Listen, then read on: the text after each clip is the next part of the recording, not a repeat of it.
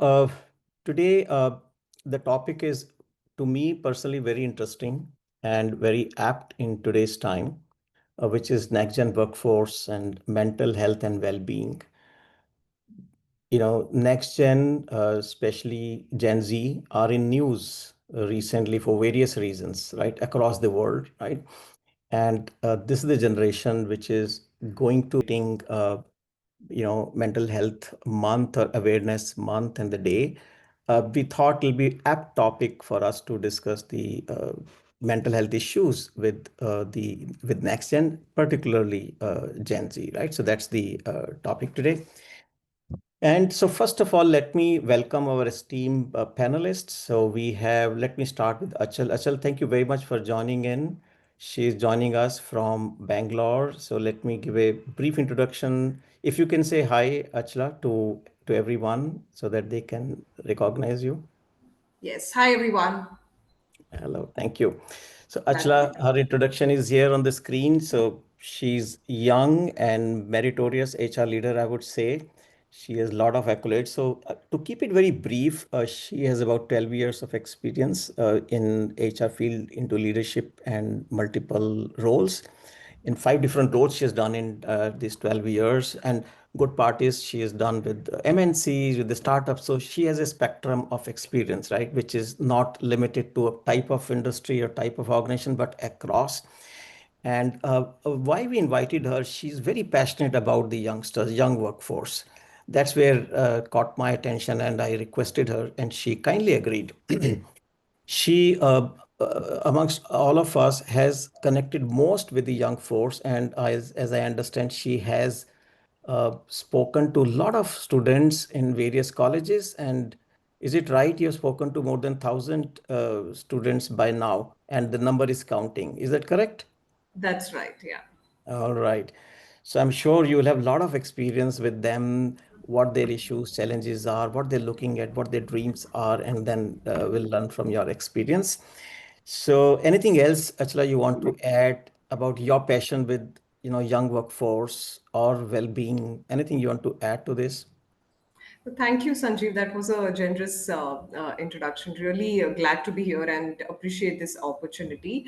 What I would like to add, and while that would count as an introduction, but also aligns with well being, is that I'm also a published author. And my first solo publication, which I published this year, was on the lines of finding joy in daily whatever daily activities, mundane things around you, things we often ignore, and themes around that. And little did I know that it also kind of aligns with the theme of wellness. And Wow. it's available on Amazon. It's 111 days of a mountain flower, and I just thought of adding that bit over here, which could count both as an intro and of course has a touch point with Excellent. wellness. And would you mind sharing the link or write about the book in the chat? Many of Yes, us I'll would do like to, that. at least I would like to pick up a copy and then go through and learn from your experiences. Wonderful. Absolutely, I'll do so right away. Absolutely. And she also, let me also not miss, I mean, she has got various awards, but one of them, which I'm very keenly looking at, she was adjudged the L&D Future Leader by Economic Times HR World Congress, which is a very prestigious, I know, there are various awards in HR nowadays, but I think this one I know in particular is very serious and very prestigious. So I don't know how you manage all this with your work and with your passion, but I'll take that up separately with you and learn from the secret sauce from you. How do you manage all this together? All, Absolutely, that's kind of you. Thank and you. she's joining us from Bengaluru, as she mentioned. So thank you, Achala. Next, let me move to Debdut Chaudhary. Debdut Chaudhary, I would say, amongst us, is one who is a deep into well-being space. So he would be, I would assume, most knowledgeable amongst us as far as well-being space is concerned. And I think the panel that we curated very mindfully. We have a HR leader or a business leader who is very passionate about multi-generational workforce, especially the young workforce. Then we have a specialist in Devdut, who is a well-being specialist. He actually has two avatars. He has been an IT service delivery manager, and now he's a uh, and Optum. We do a lot of work with Optum, very respected global organizations in well-being space. They're doing phenomenal work especially when it comes to well-being at the workplace scenario. So he is the senior account manager handling some global accounts for Optum on well-being, right? So his view will not only be restricted to India, but also globally what's happening, what are the priorities. So Dave, thanks for joining in. And how did you switch from IT services to well-being? Was it by choice or accidental, if I could ask you? Well, a little bit of both, and thank you for the introduction. First of all, kind of you to have me here. I'll not say the most knowledgeable, considering the profiles that I see on the screen, and of course, you and your partners, you have been doing some great, training and interventions in various ways. With a lot of organization. I know that we have worked closely, so I know a lot of stuff that enabling world does in genuinely enabling employees look at wellness and other aspects of well-being in much better ways.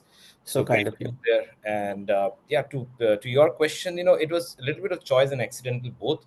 I did spend a good amount of time of my life, 7 to 8 years in Dell, going up the ladder and managing service delivery, etc. And ultimately, being in service improvement role, delivery improvement role, client facing role, and I wanted to have a role which is more directly client facing, which which really I wanted an exposure in terms of how I can better deal with an entire portfolio of client, be the P&L owner of account management, and also I had a good amount of experience in even in IT in handling healthcare companies from an IT perspective. So Wow. to that point, when I was reached out by my colleague and friend, ex-colleague and friend, about an opportunity to join United Health Group, because Optum is a core, you can say, a core entity of United Health Group, and United UHG being the world's number one healthcare organization, Wow. having you can say footprints in pretty much every aspects of healthcare globally, especially in US, and and also I had this passion of designing or being involved in strategizing well-being.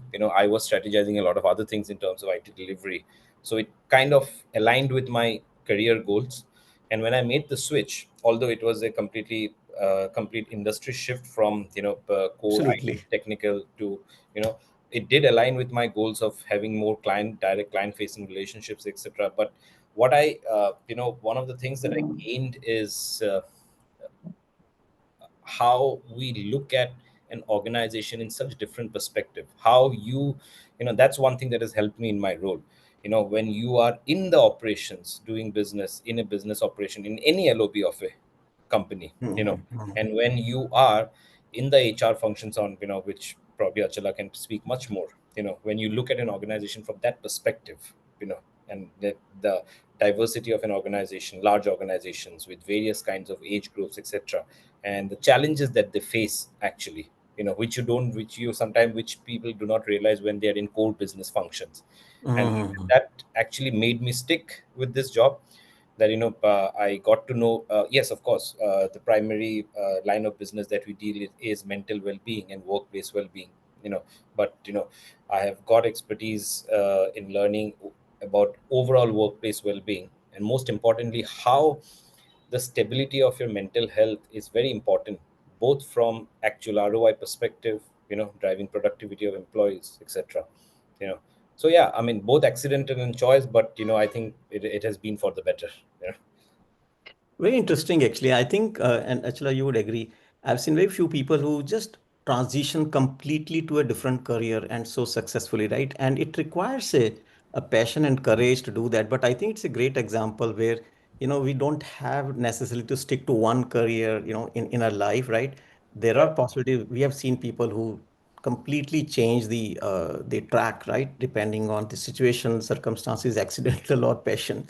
But I think here we have one great example, right? So very happy to hear from you. That's very interesting and inspiring, Devdut. And thanks for sharing your personal story with us. All right. So we have Vishaka as well with us. So Vishaka, say hi. Can you unmute yourself? Hi everyone, how are you? We are all good. It'll be better if we can see your smiling face. Excellent. So Yeah. she's Vishakha. I know today she has a huge delivery on her head, but I requested her, so she kindly joined. So Vishakha, I know it's a pressure time for you, but thanks for joining us. So we thought, how could we have a discussion on Gen Z without having a Gen Z into the panel, right?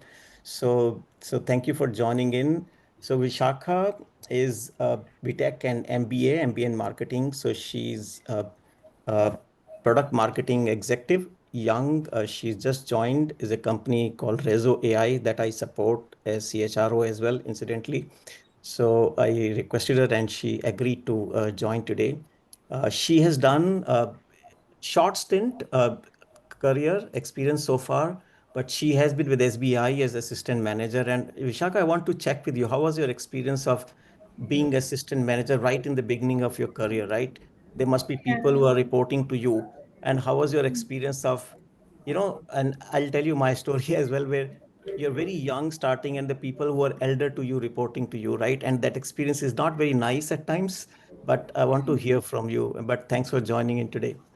Thank you, Sanjeev. Thank you for giving me this opportunity. So I would say that it was my first job at SBI Life. I was at SBI Life Insurance. Okay. So having my first job at like such a big brand and as an assistant manager where I was leading a team of 20 people. Yes, it was overwhelming and it was a new experience as well. I was a little nervous and excited both when I joined the organization, but gradually I learned how to deal with the people, how to manage them, how to get tasks done by them. So it was overall great. There were certain challenges also that I faced in my initial stages, like dealing with different people, having a whole team with different mindsets, and having their opinions on the same table, and follow the opinion for the fulfillment of the objective of our company. So it was a little difficult to manage team and to work under pressure as well, but yeah, ultimately it was all good, and today I'm sitting here at Rezo AI, so that experience is getting leveraged here as well. So it was a great start for me, and it's my second job at Rezo.ai as a product marketing executive. So I think I'm on my learning curve, and have being on my initial stages of my career. So I think it's a great opportunity for me, and whatever I've done before as well, that was also great. So Learning yeah. never stops. We are all learning. I'm Yeah. 62, still learning a lot, right? So it doesn't stop ever. And Achla and Dave, let me share my experience also in a minute. It was 1985. That was my first job, long time back with Sushil and I started. And my first job was at Glaxo, I can name it, right? It was at a factory in Aligarh, UP, Uttar Pradesh. And I was made the in charge of the personal department there. I was just a kid, right? Just out of college. And the first introduction that I got, reception I got from my team was the section in charge. He said, sir, what's your age? I said, I'm 22, maybe 22, 23, right? He said, I've been here for more than 25 years as section in charge. I said, okay, sir, thank you very much. I learn a lot from you. My son is elder to you, kind of thing. That's a kind of, it was little threatening and aggressive stance that was taken. I said, sir, आप इसे सीखेंगे, we'll learn from you. And I can tell you, and it was in a remote factory in Uttar Pradesh. It wasn't easy factory setup. And it took me 3, 4 months, and Sushil knows all the story. He was my mentor buddy, right? I used to cry, "Ki, how do I manage?" It wasn't easy, but I think it requires patience. I think I did well. I could win over them with humility. I mean, that's one thing that you must have, and you show what value you can add, right? So it can be tough for Gen Z, for any young workforce to take a senior position right in the beginning. It can be overwhelming. So thanks for sharing that, Vishaka. I could remember, my own days. So I thought of sharing that as well. All right. So let's maybe Kalyan, you can stop share a little brief about Enabling World. Otherwise, Sushil will be unhappy. So Enabling World is a boutique HR organization, consulting organization. It is really boutique and by design, which Sushil started, and I joined him 7 years back. And when I was in IBM in a global role, I said, hey, let's start something of our own. And Sushil said, why don't you come and join? So he is the one who started about 13, 14 years back. And our focus areas are, as you can see here, is it HR consulting, leadership, DEI, and employee well-being is in the last but not the least. In fact, that's our accidentally we got into it, but that's our biggest portfolio. As Dave was saying, that we do work with some global brands and some we are agnostic to the industry. We do a lot of work, and that's our passion, being from a social work background and the kind of work we have done in industry. So that is where we are. So that's a very brief introduction about us. I'm joining in from Delhi today, and Sushil is at Bangalore. So we have a small team, Kalyan, Vijaya, who are at near Mumbai, I think both of them. So that's the brief introduction about Enabling World. Okay, Kalyan, you can stop sharing. Let's again get into the session straight away now with this warm up and introduction. And if I could ask team to tell me which city are you joining from, they'll be interesting because as a panelist, we have someone from West, someone from South, we are from North, right? So I think it is well covered. And we have a well-being expert, we have a multi-generational workforce expert, and we have a Gen Z herself into the team. So it's a very interesting panel for us to discuss on this issue. Audience, for you, this session is being recorded. So if anyone has any objection, may disconnect now. We'll share this in our YouTube channel and our maybe we also create some YouTube shorts. Our that's what also we are learning from Gen Zs, right? How to use digital media. We're trying to get better at that, but we'll do that. And please, good afternoon, Prisha. And then please use chat for raising your questions and your observations. If you want to jump into the conversation, do that because this is just a not a scripted panel. It is a conversation about a topic, right? And we'll share our own experiences, which potentially could be useful to us who are here, or potentially who people who could listen to this conversation later on, right? So with that, let me, Dave, start with you first, if I could. Uh, since we are celebrating, Mental Health Awareness Month this October, can you tell us, starting point, what is the status of mental health and mental well-being globally, but in India, in very short, is it worrying the way the trends are? Is it getting better? If you could take maybe 2, 3 minutes to just set the context on where we are. Well, yeah, I mean, to be very honest, it's a very, very broad question, It as you rightly is. said. It And, is. I'll pick up two words that you said.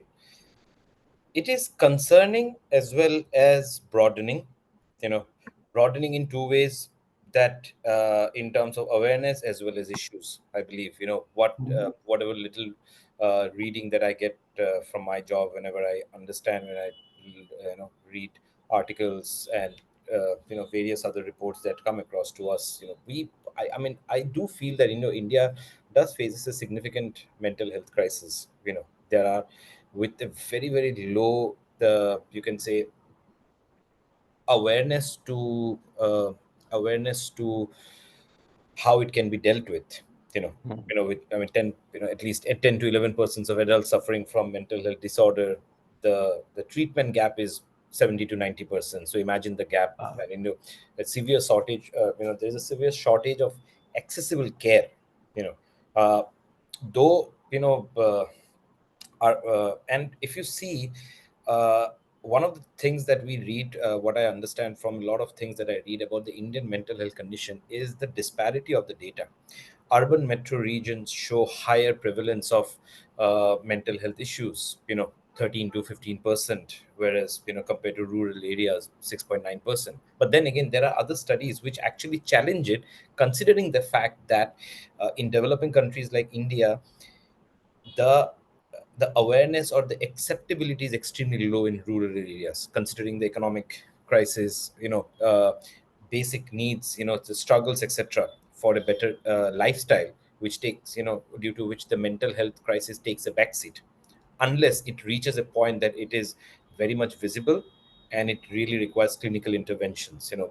I mean, it, if you see in India, these kind of numbers, like 10 to 11% of adults suffering from mental health data, and these issues peak at age of 30 to 49, if not addressed at a you know uh, at the right age, and directly from a workforce productivity, that is where it directly impacts workforce productivity. And that is one data which, from my experience, relates to the global data also. Why Hmm. are organizations trying to have, as much as India is a very young country, we all know that, but globally also, if you see, 30 to 45 is the most stronger workforce. Yeah, of course.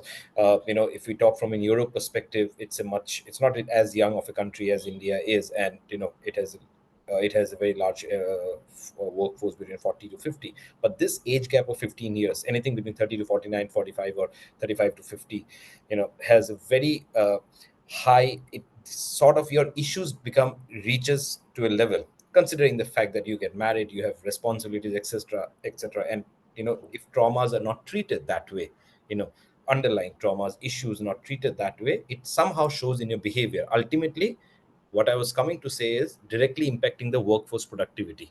you know I mean, uh, WHO estimates that India loses close to 1 trillion in output, you know, or lost 1 trillion in output between 2012 and projecting up to 2020 2030 due to mental health conditions, low productivity. There is an extremely high level of percentages reporting anxiety, extreme emotions, etc. You know, and I'll complete my statement in terms of from a Gen Z perspective, which is the focus of our discussion. You know, Yeah. you know there there is a generational shift in mental health challenges that Gen Z is inheriting. A lot of these challenges come from the social. It's lesser more of a stigma rather than a comparison. More of, if you see, there is this terminology which says that there is much lower life satisfaction in Gen Z, which probably doesn't happen. I don't consider myself a Gen Z. I'm 36 years old, and but there is a lower life satisfaction because of extreme level of comparison. But there is one small silver lining with Gen Z is that they are open in using terminologies and word. Hey, I'm anxious, I'm etc., which is giving rise to a lot of talk. At least India in today's world is slowly coming up with data which can be measurable, which was not there 10, 20 years back. So that we have much more measurable data when it comes to mental health. So yeah, I mean, we'll talk more in terms of what the challenges are, but yeah, to be honest, the disparity of mental health crisis versus the care that is available, like, as they say, it's like maybe 1 is to 100,000 people, which is extremely less in India compared to what is there in the world. So yeah, we do have a crisis which needs to be addressed in the most strategic way. Yeah, thanks for sharing that. It is quite concerning. I mean, I had read honestly, but the most concerning part that you shared is the gap Mm. of 70 to 90% of people who need support and people who get support, which is Oh yes. 70 to 90% is a huge gap. And I think will be combination of awareness, access to the to the resources for support, right? So I'm sure this is quite a concern now. uh, do you also, can I ask a follow-up question, Dave, from you? Do you think the mental health crisis, if I use the word, right, uh, amongst different generations, how would you place say Gen Z in terms of, the an adverse impact of mental well-being? How are they placed compared to other generations? Honestly, Gen Z, I believe they face some unprecedented challenges, in terms of, a larger percentage of Gen Z identify a lot of work life imbalance as a key mental health concern. In they experience higher anxiety and depression rates, than previous generation, surprisingly, where the previous generation had bigger economical challenges. you know uh, to this, if I talk from my country's perspective, my previous generation went through a lot of major economical struggles that the country faced, which directly impacted livelihood to where we are, what I have seen and what other generation. But yet, it has been seen that uh, you know they experience higher anxiety, depression, with at least I think the data says around 51% of youth aged between 18 to 24 struggle, with distress feelings, emotional anxiety, etc. And from a lot of people completed college education during COVID, if you remember, which is again another hot topic. And the transition from pandemic education to professional life has particularly been challenge it. A lot of a huge percentage of these young kids who pass during that time, feel alone sometimes, or always, making loneliness a definitive characteristic. Now, loneliness has a direct impact from some of the social media impact. We can keep saying bad about social media. Social media has amazing great impacts also, but at the same time, social media creates certain level of social pressures also, which results in a lot of loneliness, which also results in that low life satisfaction, because your comparison level is so high, which we did not have back in the day. So in nutshell, you would say they, because I was also reading that Gen Z would pack, highest in terms of as a generation Mhm. facing the mental health issues, which is quite concerning because this And is, talking also, and talking also. and That's the very ones who are interesting. talking. Yeah.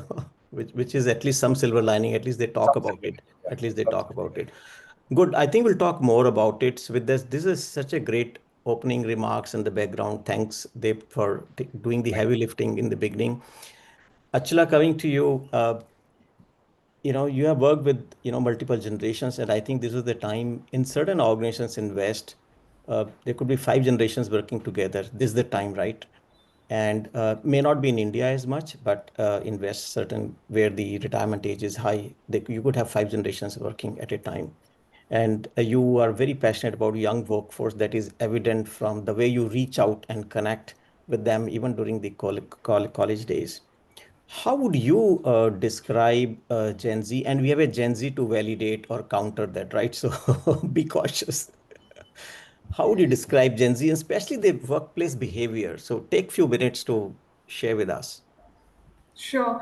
And I think taking a step back, a bit of a differing opinion from what you were sharing, Sanjeev. I do believe that even in an Indian corporate context, we do have organizations where multiple generations do indeed work together. If not directly, there could be very large teams where there could be Gen Z or people at entry level who could have a leadership who's possibly a baby boomer, or it's across generations. So we are already there. Where we have 5 generations working together, and as an HR leader or as leaders of any organization for that matter, because I truly believe culture and wellness are something to be owned by the leadership and the organization as a whole, and not really as an HR agenda You're per right. se. So that is something which we are already dealing with. And now drilling down to what a Gen Z stands for, and the way, of course, there is a bifurcation, very very straight bifurcation mechanism, which all organizations do, is by birth years, which is 1997 to 2012 are qualified as Gen Z. But beyond that, from a behavioral standpoint, or from a certain observational standpoint, some of the qualifications which Gen Z could come into, and this is purely from a workplace standpoint. So some of the filters or coinages I might use could be very workplace specific, because as people, all of us are really different, irrespective of being from the same generation. So one is this workforce is very purpose driven. There is always a lingering question as to what is my purpose here, and all of us might agree. I'm sure, Sanjeev, when you first went to the workshop at Aligarh, and when that person asked you that question, saying that I've worked for 25 years, or It was all not of a us, workshop. It was my work your where I was workplace, there. yeah, your workplace. What I meant to say Correct. is from a setup perspective. Yes. uh, I'm sure all of us would, at some point of time, we would say that we have had an existential crisis or an existential question as to what my purpose is. But that has taken a very sharp upward trend with Gen Zs, and that is specifically because this generation in specific, and from the birth years, it is very obvious also that internet came into advent in the 2000s, 2001s, and by the time internet had settled and percolated into household, this generation was already a preteen or a teenage, which meant that a lot of social comparison had already come into picture.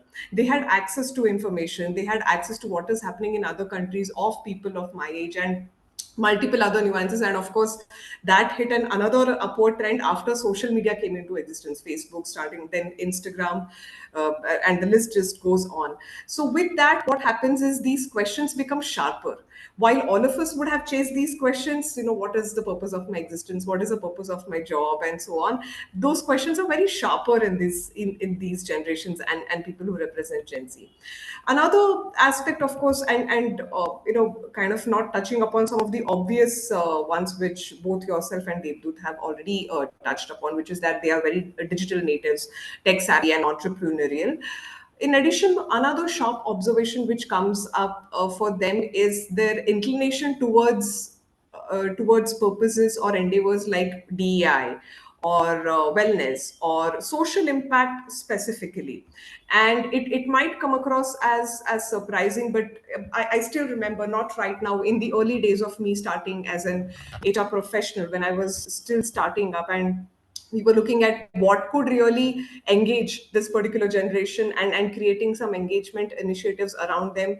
The topmost thing that topped the list was social impact, and all of us were surprised, and I was also very sharply questioned as to how did I come up with that result, that how can social impact be something which Gen Z resonates the most with. But it did come to be true, right, both from secondary research and as well as when we did directly speak to the people. So they associate themselves a lot with these endeavors, which means that as an organization, whatever I'm doing in these areas, they'll be sharply questioned by the Gen Z. They would want to know if the organization or if their teams are truly being authentic whenever they are doing these wellness endeavors, whenever they are doing these DI endeavors.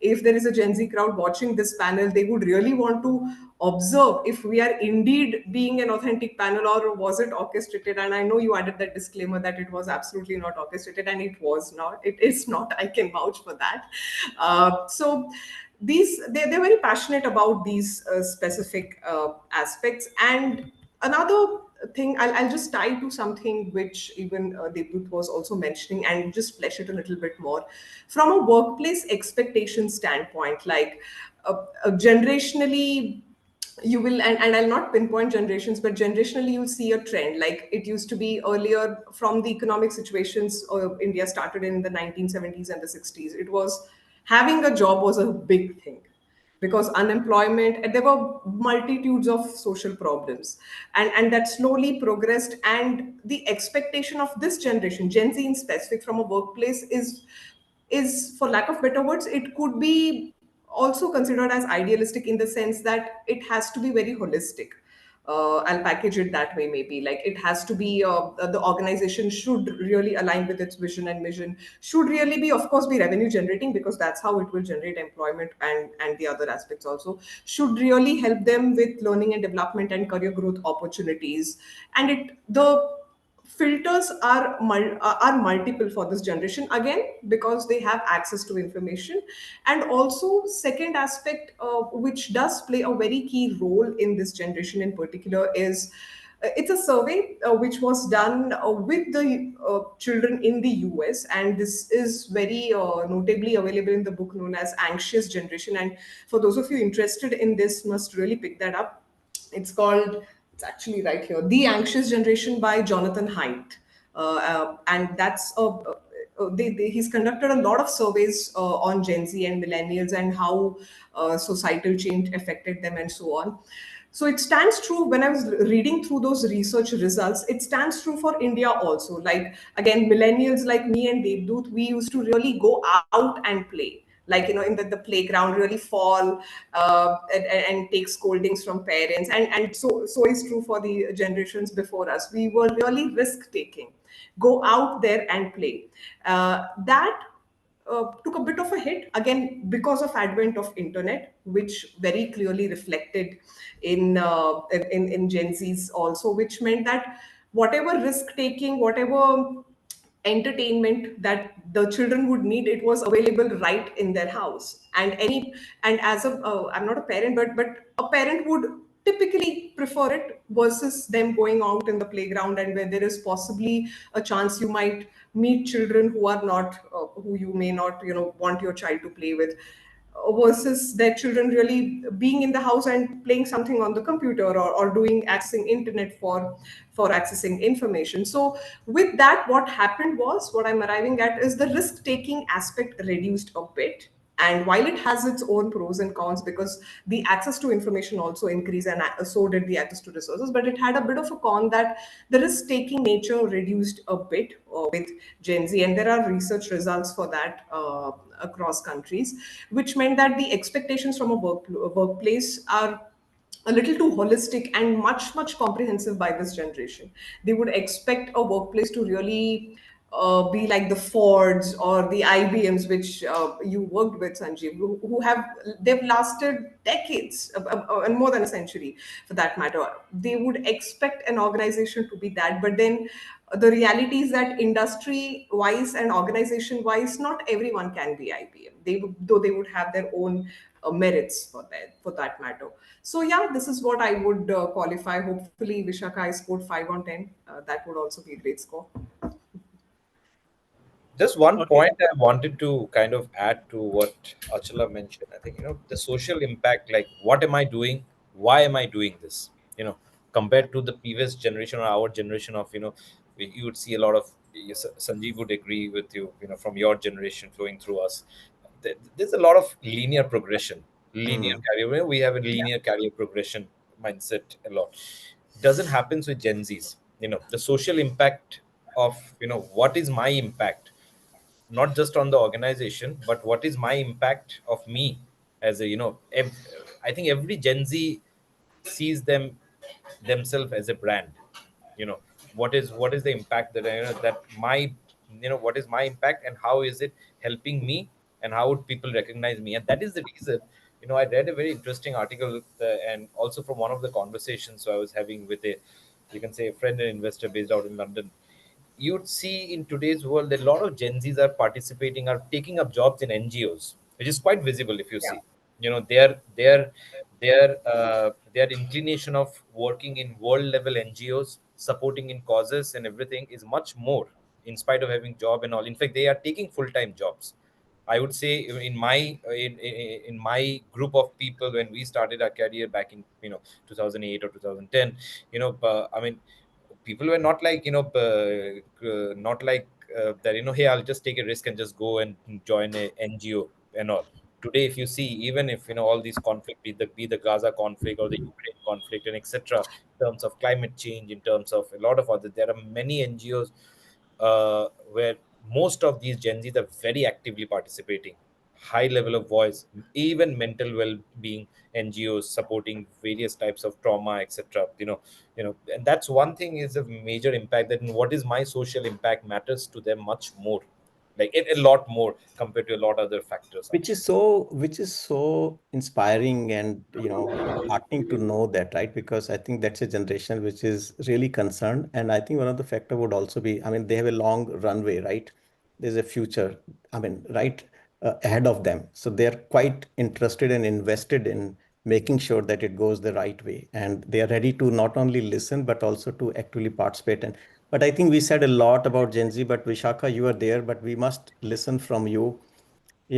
First of all, and you can disagree, be a true Gen Z, right? So, whatever Achla and Devdut we are saying, how would you say, how do you feel what Gen Z is, right? And want to hear from you.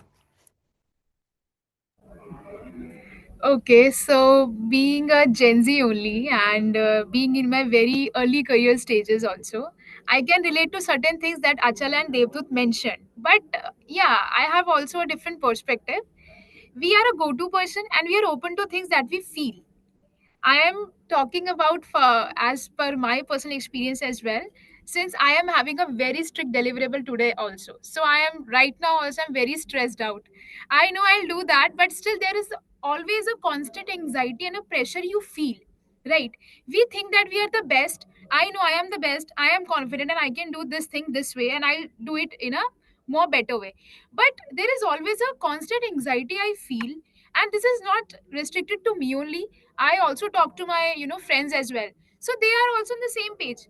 When I think that I am going in a different way, So I should have be more matured, more professional, and doing my things in the more professional way.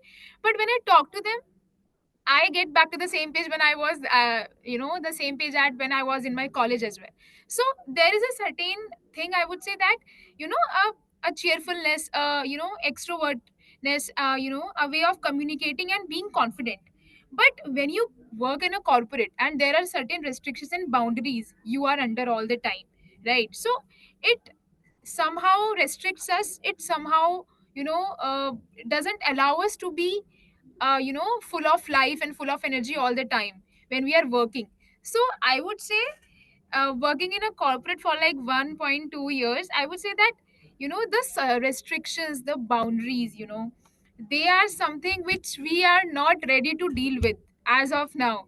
So we are like, we need our space, we need our comfort, we need some people to guide us in our way.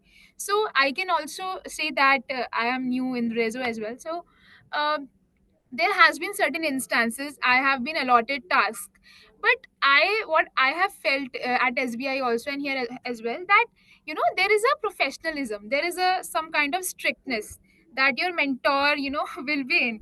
So sometimes it becomes difficult for us also to understand what they are trying to make us understand, what task they are giving us and how to approach that. So we are like juggling in ourselves only. We are using chat gpt, we are using like Gemini and everything, but we are not able to reach to that point like this is how we will do this and this is the right way to do this. So it's more of output oriented rather than the process oriented. So the process of doing the things, this task will be done in this way, so it is not clear. And I would say that, for maintaining a cheerful environment and some friendly environment, so there should be some a very frequent get together or town of halls or something, events in the office only, so that we can more open up, we can say what we really feel. And there are certain things as well, like if I am doing one thing but I know that I am better in other 10 things as well, but I'm not getting exposure to those due to one or the other thing in the office. So there are certain restrictions or boundaries or a lack of openness that we feel. So it's like when I myself get out of the out of the office daily, then I feel like, yeah, now I can behave like what I am, who I am. So there is a whole, I just put off my guards and I can be the real me after the official hours. And this is not just about my story, it's relatable to my friends as well. So they are also in the same generation, and they are also doing having their first or the second job only. So this is how we feel. So we Hmm. don't feel like more of heard or understood. There are people where we can connect with, but it's more of emotional intelligence and feeling understood, that what we are saying, if is the other person also understanding us. So this is the gap do feel. Yeah. So So yeah, I I'm think this taking is time. uh, Like, I sorry to interrupt you, Sanjeev, but yeah, I'll take some time to adapt. Well, अभी तक ऐसा हुआ नहीं है. It's already been 1 year in corporate, but yeah, I'm still in the process to adapt and to do things best in the best possible way. I think absolutely. Thanks for sharing your true emotions, Vishaka, and I think can resonate with. I think a couple of things that come to my mind. One, I think you said it a few times, and with a lot of maturity, I would say. I mean, what you were saying is genuine, authentic, the way you feel, and you're not talking about yourself, but you're talking about maybe your friends, people that you are connected with their generation. One thing really stands out is that of being heard, first of all, right? What you want to do and aligning the way work is happening, the way you would like it to be versus. So there seems to be a gap or a traction in terms of the way things want to get done and the way you would like to do things, right? So there's an opportunity for, the and that's a very interesting dynamics of working with a multi-generational workforce where the leaders typically would be maybe if you're lucky some millennials who will have better understanding of your generation, but maybe the other generation. So there's a could be gap in the way the work is done, the way they want to understand you, the you are being understood, right? So Achla, what is the implication? This is a very interesting dynamic that Vishaka brought, and very honestly, I could see the emotions in her speech. She was being very true and authentic. what's the message for us, for the leaders in the corporate, in terms of how do we engage with the Gen Zs, right? Which is very important, right? And when I was reading in my own experience, there could be few things: the way work is done, the way the communication happens, isn't it? And the way the autonomy is given, right? Maybe the work-life integration. Maybe generation like me will do strictly from 10 to 6, right? Strictly do go by that, and maybe beyond, maybe early and beyond, right? The generation feels very stifled, right? If you put them in a box, right? So what is your you know guidance to us in terms of, or message to the leaders and the managers managing young workforce? What's the message for them? And it's important. It's important. Yeah. No, pertinent question, Sanjeev. And also, just to kind of, while I'll touch upon that, bringing in a bit of statistics, there are Gen Zs who are also playing the roles of managers as we speak, because a lot of them have traversed that path as well. So it's interesting. Like, we are trying to address a question where, how could we manage Gen Z better? And as we speak itself, the world is moving so dynamically and so fast that we are having managers who are Gen Zs also. I'm just, just wanted to bring that up for the audience to kind of muse upon. To answer your question, I think, thank you, Vishaka, for bringing in such authenticity. And I think that also pinpoints to some of the pointers which I also resonate with and I agree with, and which I'll be sharing now. First and foremost, I think as leaders and managers, providing that forum where there is free and flow communication happening. Town halls could be one, or it could just be informal connects, or it could just be various companies have various modes. It could even be engagement surveys, or there has to be a particular mode, and it will differ from a company and industry also, because, like, in a shop floor, it will be in a manufacturing setup, it will be different, and versus an IT industry. But there has to be a channel where leaders can speak, address, and communicate freely with people from Gen Z. And there has to be no middleman. And when I say that free flow exchange of communication needs to happen, it has to happen without any middlemen. Like, it needn't pass through their respective managers to reach the leaders or so on. So creating these forums would, one, let Gen Z really embrace the authenticity which they resonate with, and also for leaders to be able to actively listen to what Gen Z wants, like a forum like this where we did have Vishaka speak up so openly. So it would help both ways. The second aspect I would want to touch upon is to build in more communities within the organizations itself, and it could be through anything. Because we also have one very good liver with Gen Zs is that they are passionate about something. It could be either their hobby or their interest, what they are in, or it could be a cause like social impact, or it could just be the work that they're doing. So, given that we have that very strong liver with the Gen Zs, that they are passionate about something, usually, and that can be leveraged to build in communities where this can further help with better social health. And I'm again latching on to one of the points which Devdut was also mentioning. A lot of them did complete a good chunk of their graduation or an education during the COVID times, which meant that the classes happened virtually. There was no peer learning happening. I remember during my MBA, the most I have learned is from my peers, and how they would see things differently, and how I saw things differently from them, and so on. So these interactions, a lot of them were devoid of it. So building these communities and organizations could possibly give that forum also to people from Gen Z to connect better with people around them, and also at the same time do justice to their interests. And I'll share a very small example. So I'm a millennial, but then I am, and that was there in my intro as well. I've been a Toastmaster for more than 12 years, and I started my Toastmasters journey in my first job with TCS in 2013. That's an excellent example of a community where I found a community of people who are passionate about public speaking like myself. And also, I could do justice to my own passion of public speaking and take it ahead for as many years that I've taken it ahead. So, again, this is something which can work both way and is also sustainable. The another aspect what organizations could do is really be transparent in all their whenever they're sharing any of their agendas. Say, for example, I'll explain it better with an example. Say a social impact report or a sustainability report, which a lot of companies release. And yes, that does congregate a lot of revenue or the growth specific or the impact that the company would have created. They could also further make this better by adding in a little bit about what that company stands for as a purpose and a vision and a mission, which would further strengthen the whole idea about why the organization is doing what it is doing. Same goes for endeavors like diversity and inclusion also. Organizations could speak more about why they are doing a certain program and what is the agenda behind it, or what is the vision on the purpose behind it, which will make feel Gen Zs more connected with it. And of course, organizations could benefit from having Gen Zs get really actively involved in them.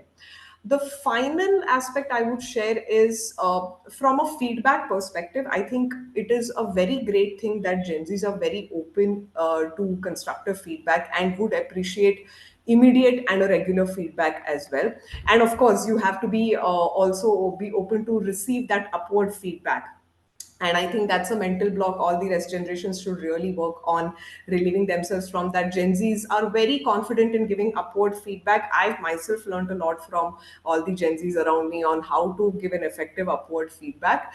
But that feedback exchange is something which organizations could possibly build in into their processes. It could be in their performance management, or maybe just the DNA of the culture itself, where there are teams, where there are brainstorming sessions in your daily meetings. Anybody can challenge anybody, provided it is done respectfully and in a professional way. So maybe that the culture shift can be worked upon, and of course, it's not a something that can happen overnight.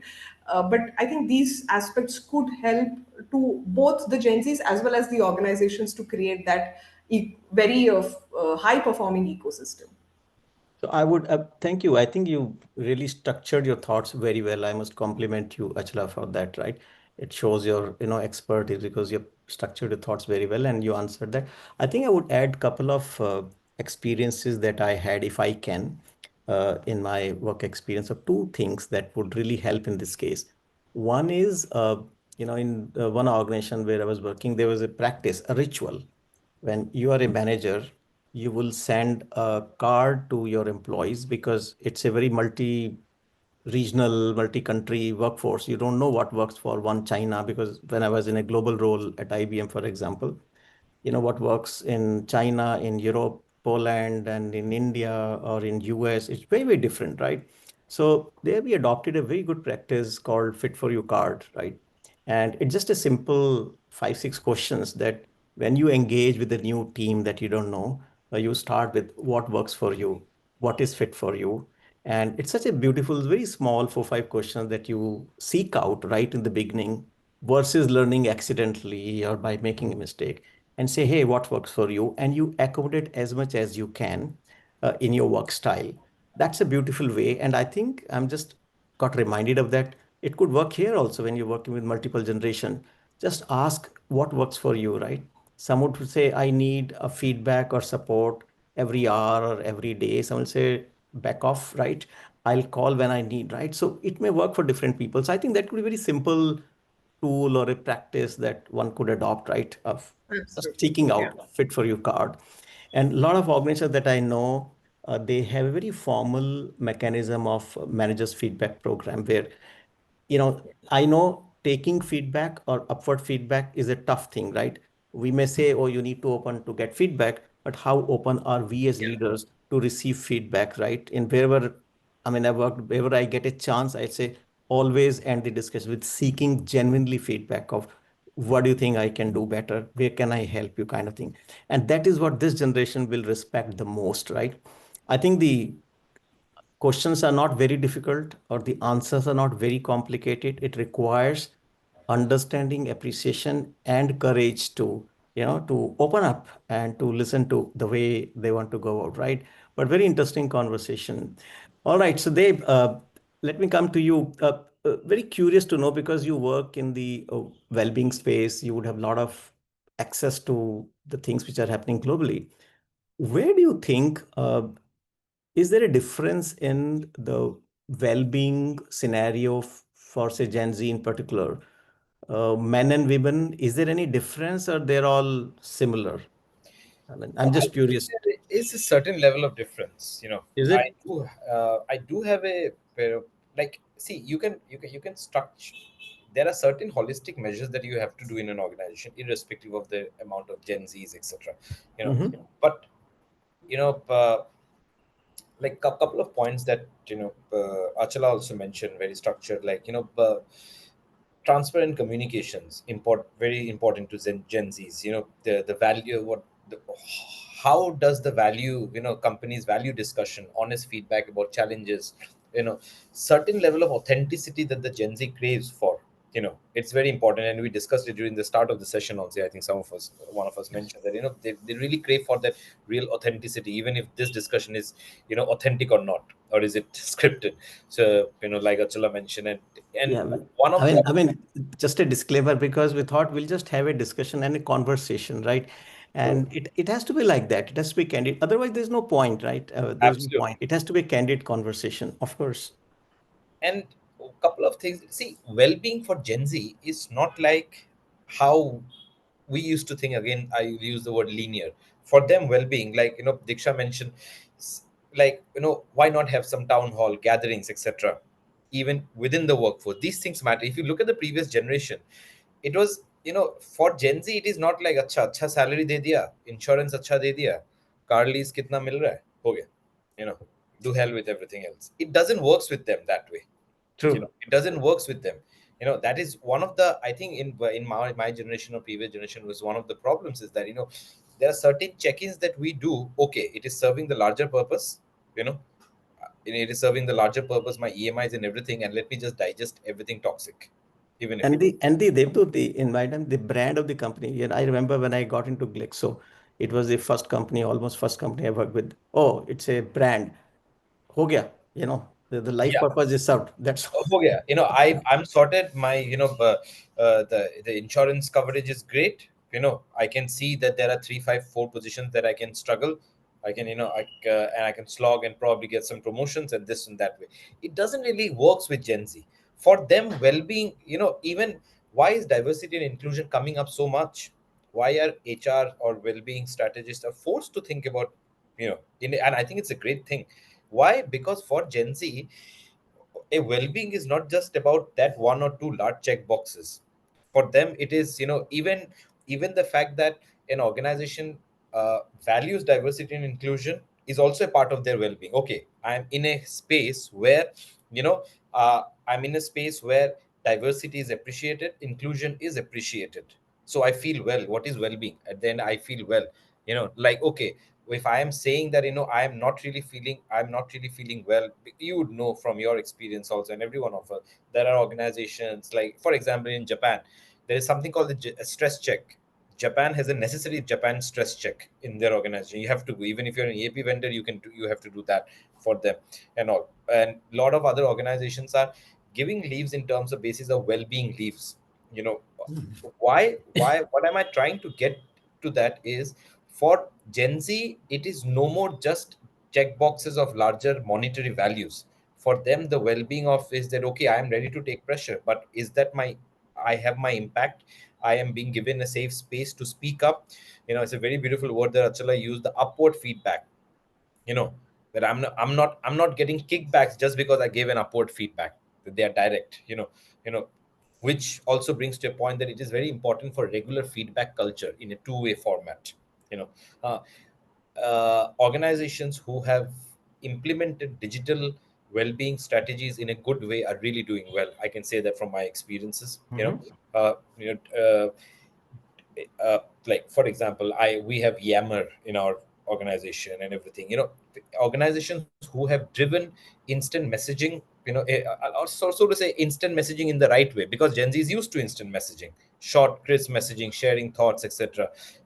Providing those kind of platforms has really worked. I think it's one of the things that organizations should use their internal messaging system or digital messaging system in a much more holistic way. I have seen in my organizations, I have now developed that. Being in the well-being space, I really see a lot of these posts which are coming, directly on your teams, etc. Hey, you have this to take care of. Can you, you can join this, these kind of thing. Employer surveys, Gen Z's do take the surveys, Gen Z's do provide those feedbacks, so providing that culture, a transparent communication, inclusive environment, as I said, that, and to which, one of the reasons I would say that, thankfully, mental well-being, why mental well-being is not treated as a silo. If you see, financial well-being, social well-being, mental well-being, physical well-being is treated as, the different pillars of overall well-being. Why are people not just looking at that, whether or not I have a doctor's clinic? A lot of the Gen Z's, in fact, think that, okay, fine, if I have a problem, I can go to a doctor. But am I getting a holistic well-being culture in my organization to work with? Am I getting to speak? Am I getting to put across my ideas? Am I getting the right forum? Those things, actually, a 360-degree holistic view. Maybe a Gen Z might not be able to use that word that I'm saying, because I'm from the industry. But we have observed that, with organizations who have a lot of very young crowd, like you have been with IBM has a lot of young crowd, Accenture, or the, Capgeminis of the world, and all. There's a lot of, wherever they have done real strategic digital intervention, two-way feedback culture, they have got amazing themes, coming out from the younger generation. So, Dave, my original question, thank you. I think you covered a lot of useful stuff, right? Which we can pick up. I made a note of it, certainly. But going back to one question again, do you think there's any? I'm curious. It may not be there. Is there a different pattern of well-being, scenario for Gen Z, for men and women, or there's hardly any difference? So, would you know that, or maybe? I, you know, I don't think that, from a, different well-being pattern for men and women. There are certain issues which are very regional specific when it comes to women. You know, for Gen Z women, having safe space, having clear demarcation of uh, safety policies, etc., make major difference, in the South Asian culture, which is not very, which is already prevalent, considering the kind of problems that, female employees in the South Asian countries face in their corporate culture compared to other countries.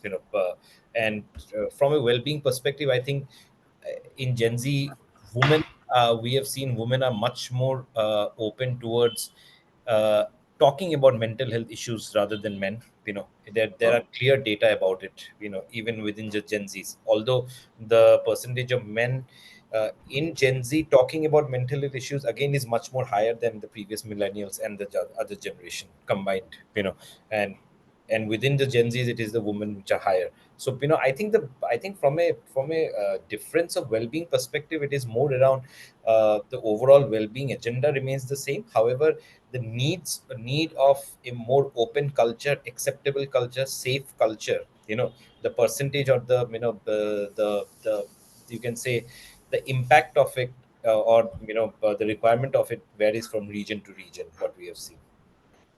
Correct. So I think you summarized few things. I think you covered very interesting dimension, the connect between the diversity, DEI environment, or the culture of the organization, and its connect with the well-being, which is well established. And we did a lot of research. We do a lot of work in this space. And when I read, and Achla, you would agree that a lot of, as a hiring strategy, right? EVP, when you say, if you claim that, if you project your brand as a company which is very inclusive to any kind of diverse section of talent, could be LGBTQI, could be people with disability, could be with people with neurodiversity or gender diversity, generational diversity, you're more likely to attract talent, the young talent, especially Gen Z. They may not be from the diverse section of talent. They may not be, but still, Exactly. if they see you as a company committed to diverse culture and committed to social cause, they're more likely to apply and work with you, right? And that is so inspiring and so refreshing. And we must thank this generation enough for this, because I mean, to convince the business, right? that this is the right thing to do. It's tough. We all know it, the boardroom discussions that we have, right? It is very tough, right? But this generation has taken it upon themselves that we will not work with them or will not work as a preference unless these organizations are committed to this, the environmental causes or the social impact or the being inclusive, right? And we must thank this generation a lot, I must say, right? That's what I would say. And I'm assuming from you, there's no hardly any difference in men and women, but the way the men seeking help is less instances that we all know. We talk about the men take little. It's not easy for a man to seek help on. That is the traditional masculinity, as we say, that, oh, I will solve things Which myself, again, the percentage differs from region to region. region to region. Sometimes when Absolutely. I answer these kind of questions, a lot of thoughts come to my mind, and do I see the same pattern in EMEA if I'm talking to one of my client when they are discussing a theme with me that I need to do something for EMEA region, the theme, you can say the impact of the theme might not be as much as high in a particular region compared to the other region. Like you said, men speaking up, I think. Uh, this problem is more in the South Asian region compared to. It's not like that. It is not like Mhm. that. Even stigma is not just a word, attributed just for the South Asian countries. Stigma is there everywhere. But what is the level of stigma? Like for example, the fact that an organization provides a service like an EAP where you can have free counseling sessions, as part of your benefits, is can be highly appreciated. I'm just giving an example. In a country like Germany, where your counseling charges is 75 euros with an average counselor, 75 to 80 euros for 40, the standard 45 to 1 hour. And they know they don't have to do that level of awareness. And there is a lot of awareness difference in terms of a lot of people not knowing the difference between a psychologist and a psychiatrist in the counseling world or the therapy world. They know that, if I go out in the market, I have to spend that much of money and everything. So they are quite open compared to those South Asian countries. So this masculinity, it is there in other countries also. I never say that when someone says that it is too much in South Asian countries, no, it is not. It is there, it is more, but it is there in other countries also. And that is the reason, if you see the amount of data of educated women coming out and seeking help in the Indian corporate sector is actually more than men. True. But I then think again, that's a very interesting dimension on the manhood, masculinity, the modern masculinity as we talk about, right? So this impacts this generation also, but to lesser extent, right? I think gradually that gap is narrowing gradually. narrowing.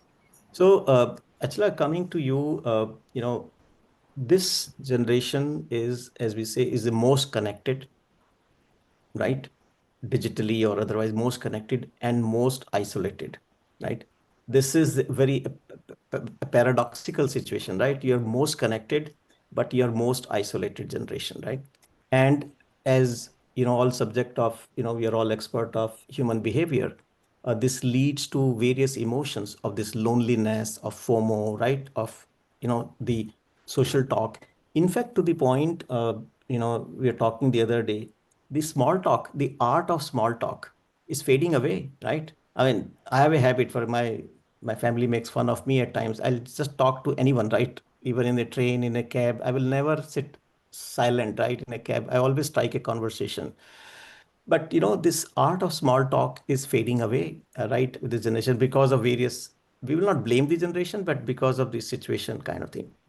What is your observation on this impact, this loneliness or isolation, which is a very serious issue? We have heard of loneliness issue for elders, right? Because when they reach a certain stage, loneliness is the biggest killer to the elderly population. But interestingly, this loneliness is impacting the youngest generation as well, but in a different shape and form, which is very interesting observation. So sorry, it's a long background I have Yeah. giving you, No, I but got the thanks, Sanjeev, and very pertinent again. I got the gist, and sorry, that's why I kind of jumped in. A bit of different, a slight difference in opinion in the fact that social health as a challenge, or social loneliness and social health as a challenge has become extremely prominent amongst the millennials and the Gen Zs. And it was always a case in the developed nations. And just to give a context, most of the developed countries, and I, for the sake of being safe, I will not name the countries. In most of the developed countries, the number of suicide rates are very high. They are almost on par with some of the not well, some of the countries which are possibly in the bottom 10 in terms of revenue growth or GDPI also. So now, if you look at it logically, it's like these developed countries have so much, and versus the countries which are not doing not doing well economically, and by stats, if they are in bottom 10, they may not have access to as many resources. So why is there no joy? That's a logical question one might ask. But unfortunately, the point being that this epidemic of loneliness and lack of social support and social health has started creeping in India, and especially in urban areas. Having lived, I'm someone who lives in Bangalore, and love the city to the core of it in every way possible. But Bangalore is one city which grew very rapidly, which grew very fast. I still remember I came first to Bangalore in 2013, which is 12 years back, and I can count the number of malls we had. Like, I could just take a month and visit every mall in the city. And Forum today, Mall used to be in the my most popular. locality, I have three malls in my locality, where I live. And and many other, just this was a very crude stats for that matter. But what that has led to is that the growth is rapid, which means that the inflow of people into the city is very rapid. It's from different parts of India, which means that everyone here is looking for a certain sense of belonging. And it needn't be in terms of region, it needn't be in terms of anything, any other of these hard filters, but just a sense of belonging as a human being. It's skyrocketed. And unfortunately, currently, most urban areas, especially in India, are struggling with creating that sense of belonging because of the rapid urbanization that has happened in all urban areas, but specifically again in Bangalore. 55% of the GCCs in India are based out of Bangalore. That's the rate of growth that the city has seen. And there's a very beautiful book by Dr. Vivek Murthy. It's not coming on top of the name of the book is not coming on top of our mind, but Dr. Vivek Murthy is an Indian American who was also the Surgeon General for Yes. Barack Obama when he was the President of United States, and later also, I believe, when Joe Biden was also the president. And True. that is a book I would highly recommend to read. He's done a thorough research about the impact of loneliness across millennials and Gen Z. So, with this context, now coming to the question that you were asking about is, you're very right. And another impending problem that has unfortunately, there are two ways to look at it, but I would say unfortunately, that has come in the last 1 or 2 years is a lot of people use Chat GPT for every solutioning. And including things like, why am I feeling anxious, or why am I any question that would come in. And yes, you possibly do get a certain level of answers if it's not sharp. But then we all, all our people, the audience over here and all the panelists over here, can of course envisage how it can go wrong. And that is something which technology has broached quite hazardously, is what I feel.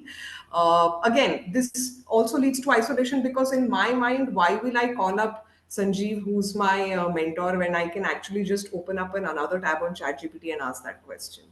But the irony over here is, maybe Sanjeev, who's your mentor, he actually knows you much better and can guide you better in that context. So this is more of an advice which possibly was not captured in the question. But then a point over here for Gen Z also is, maybe some of these things like mentoring, coaching, the Guru Shishya Parampara, all of these things have continued throughout millennia, and for a reason. AI came in, internet came in, globalization, industrialization, everything came in, but some of these things never changed for a reason, because they still hold good and they're still applicable. We should So which protect them. Yes, yes, absolutely. And which is, these aspects which I was kind of encapsulating now, are the things which are unfortunately leading to isolation.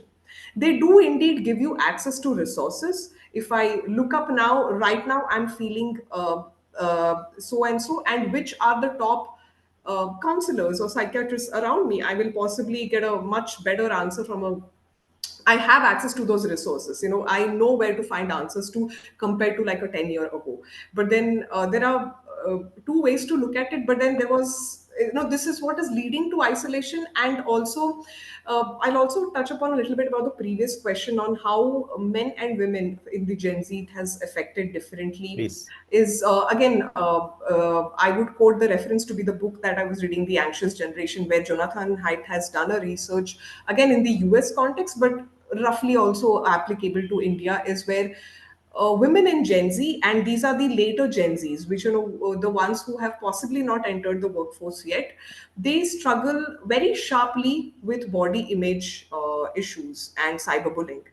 And the ones post advent of social media who have literally used social media from a long time, versus the millennials or the early Gen Zs who would have possibly used it in teenage. And of course, teenage is also not an ideal age to use social media, maybe, but uh, the later Gen Zs have used it even earlier, which is uh, quite alarming at a point of time. While body image issues do exist more prevalently among women, always have existed, but then that feeling, or that it's much sharper in the Gen Zs, again because of social media and the comparison that it leads to.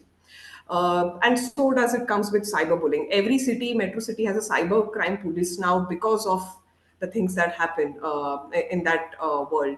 And from men, for the men, of course, completely agree with yourself and Devdut. I think the closedness which men always have, the not finding a space to be vulnerable, dealing with loneliness and not being able to talk about it as openly as women do, all of these things have also again sharply increased, because again social media comparison, very idealistic versions of masculinity also have come up on social media and otherwise. And maybe there are people who are a little vulnerable to it and might idealize that, and again could be very counterintuitive to that. So I think these two impacts that I do see, and yes, I feel technology has unfortunately added to isolation due to these aspects. Yeah. But that's also a very important point, Achula, that you mentioned, that certain versions of masculinity, like Yeah. how when internet or Instagram or Facebook was not that prevalent back in the day, with very limited access to, like, with the advent of internet, as you say, from 2000. And and I mean, I think Sanjeev can speak more about it from a transformational perspective that he has seen. You know, even if we had access to internet, but in the last few years, with literally life as we see in social media becoming, the ideal versions of certain things that we see, and as men in, the in especially in the Gen Z, when they look up to something, and in fact, the body image issues with men have also grown many folds, which we didn't really bother back in the day. Like, if someone, as you rightly said, someone is vulnerable or attracted towards a certain type of masculinity that they see, oh, I want to be like this, there's nothing wrong wanting to be like that, not wanting to be like that. Yeah. But the amount of feed that the person sees about it, you know makes that man feel less of a man, just because that he is not fitting that broader perspective or that framework. How, and of course, when social media content is made, whatever you're selling, your body, you're selling a particular cloth or a brand, you will always magnify it. That's how it is. And what we see, if I am seeing it, I personally feel that if I see someone who is so, healthy at my age and everything, I also feel for a second that, oh my god, like, if he is able to do it, why not? So imagine the impact of, someone who might not be physically that structured but wants to. It has a major impact. It is having a major impact on men in the Gen Z culture.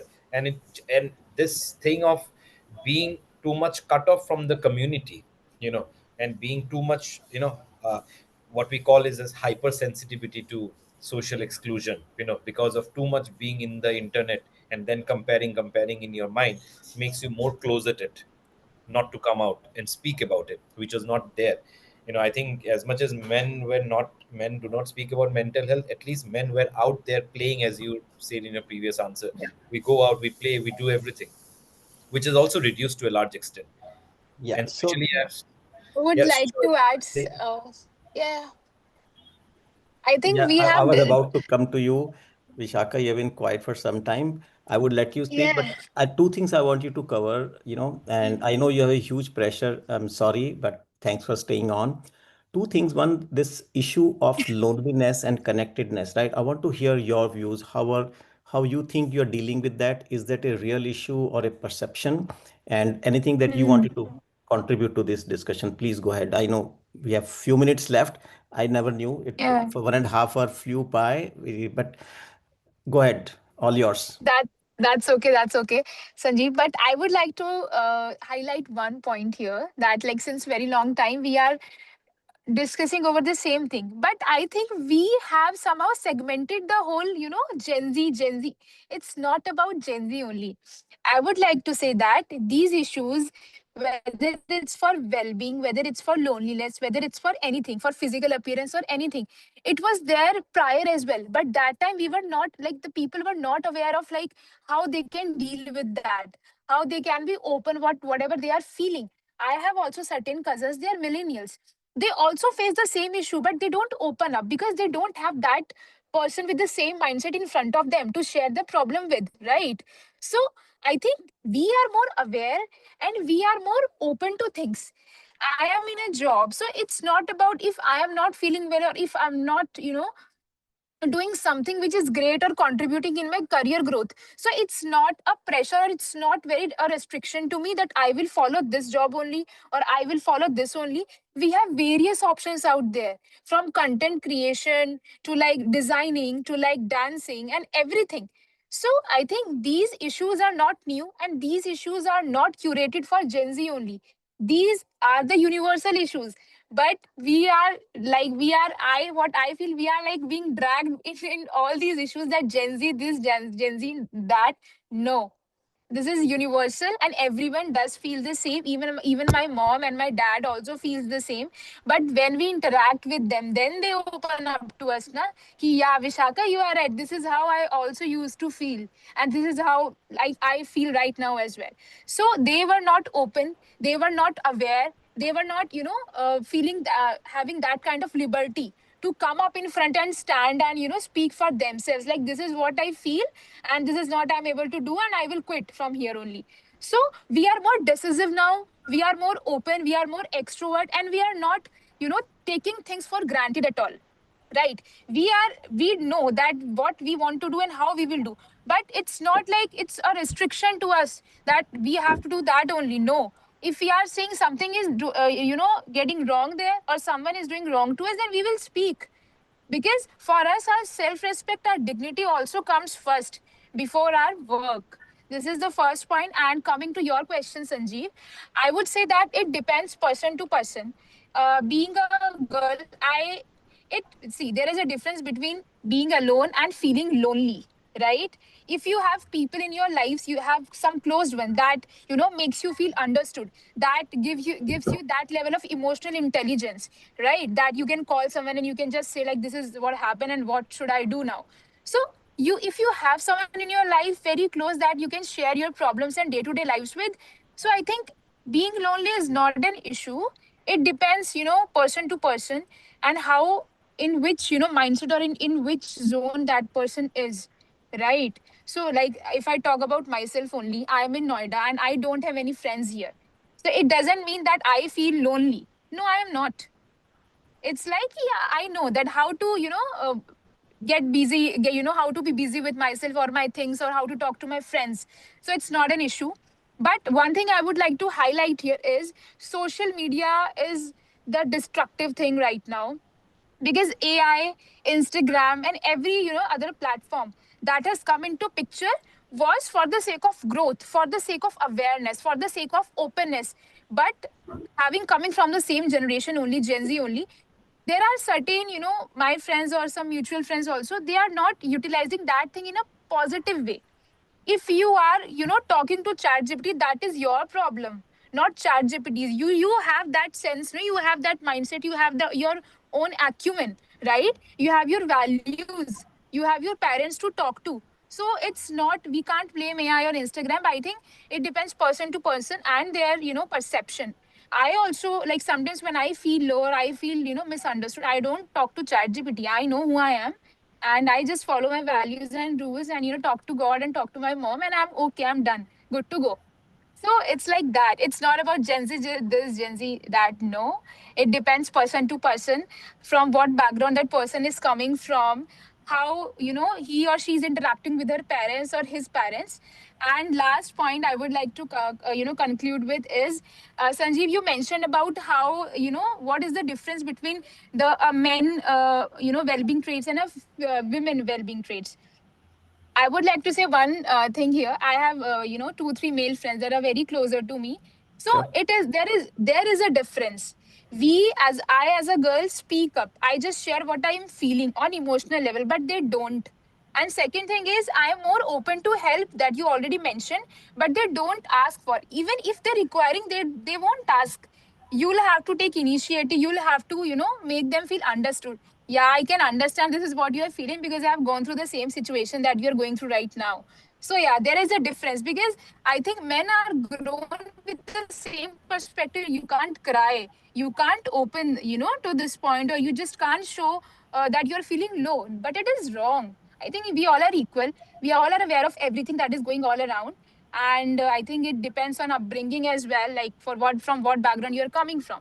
So yeah, so it's not specifically applicable to Gen Z. It applicable to every generation. It's just a matter of self-awareness and confidence and openness. So yeah, this is what I wanted to add, and I did. Thank you. So, Sanjeev, I'll just add a bit over here. Hmm. I'm just putting it into math perspective, and I should have begun this in my first answer that I kind of shared. The population of Gen Z in India, and by Gen Z I mean, like, people who are born in 1997 to 2012, just the population of Gen Z in India is equal to the population of United States, the overall Wow. population of United States, and United States is the third most populous country. Like, now we are first, then there's China, and then there's United States. So it's as many people. So from a data perspective, it's great, Vishaka, that you have the support that you require, and you also have the awareness that you have. I know I'm super inspired. Me at your age, I possibly wasn't as aware, and absolutely really flabbergasted by the kind of awareness and the confidence that you bring in. Unfortunately, the amount of population that I just spoke of, it's not true for everyone. And rather, I would say it's not true for even 5% of the Gen Zs in India. It's unfortunate. I would love everyone to be Vishaka single. I would absolutely love it. That's the ideal world I want to live in. But unfortunately, that's not the world we live in. And which is why these aspects of, we are speaking of a Gen Z in, I don't want to quote cities, in tier 8, tier 9 cities of India, where I possibly don't even come out of my room, and my parents are not doing it, and my parents possibly don't have the awareness of what an anxiety means, even. They might not even understand this. They Not might even not the know definition of the. it. Yes, and we have to. So it's a holistic approach that we are talking of. That's one. The second aspect I want to touch upon is that at no point was the discussion on that only Gen Zs have body image issue. Body image issues everyone has. We grew up watching Kuch Kuch Hota Hai, where Rani Mukherjee's character was shown to be idealistic over Kajol. We grew up watching those movies. Every generation, and similarly, I'm sure 1960s and the 70s, and everyone has watched these movies, and now that's moved to social media. The amount of, but then when you look at the ratio, right, like, in the 90s it was just possibly one Kuch Kuch Hota Hai. Apologies if someone loves that movie. I particularly don't like it, but it was possibly these couple of movies that had this, versus social media now, which advocates a particular, advocates multiple of these things, what stands for idealism. The proportion is very huge, and the access is very easy. I can watch a Kuch Kuch Hota Hai only when my father takes me to the movie theater, versus someone who's like, even say 8, 9, or 10-year old. take their parents' phone and they can just look at what an idealism looks like. That's the level of access we are speaking of. So, which is why these issues are sharper with Gen Zs and to be addressed on priority, which is what the context was. These issues have typically, like you rightly So, mentioned, and thank you for bringing that up, it has existed across generations and they will continue to exist for that matter. I think a very interesting discussion. I'm conscious of the time. It's already 4:30 IST. I'll take. Thank you, everyone. I mean, I can't tell you how inspired I am, and I'm taking a lot of learning out of this discussion. If I summarize to Titin and Kalyan, if you can share some, there's a couple of announcements we need to make before we sign off. While he does that, I think it's interesting the intersectionality of these issues. They are not issues in isolation, either the Gen Z issue or a well-being issue or a gender issue or the, men versus women or the well-being issue. They're so interconnected with each other, right? And the only way is to look at wholesome, right? As a wholesome, we have to see. But I think what I would say that the Gen Z is the hope of future for us, right? They are the future, right? We have to do everything possible that we can do in our, space, our scope or authority or control to make sure that this generation is we invest in understand them, hear them, right? And support them the way they would like it to be kind of thing and guide them and connect them, make a human connect with them versus the just a digital connect. I think that is one thing we'll do. Good part is they are the one who are calling the shot in terms of taking participation in the future of the country, of the company, wherever the purpose they are participating in. They are investing their own effort and time on. Or we need to hold their hand and give them right guidance and leverage them actually and leverage them for the better of the organization we are working with or the society that we are into. That's what I would say. But mental health issue, we must take care of them wherever we see. And as we always say, there are three L's that Sushil and I are very particular about: look, listen, and link. We should look for symptoms if any one of the young workforce is suffering, right? Look for the symptom and we can sense that if the person is suffering, listen to them without dispassionately, passionately, without a judgment. We should listen to them without judgment and then link them to the right resources. I think these three things, if we can do, will do wonders to elevate this generation and get best out of them, right?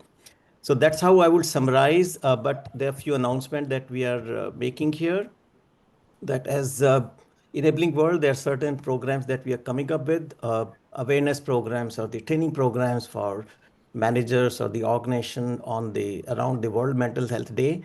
There'll be a link in the chat. If you want, you can leverage those for your organization or for yourself. I mean, most of these are for the corporates.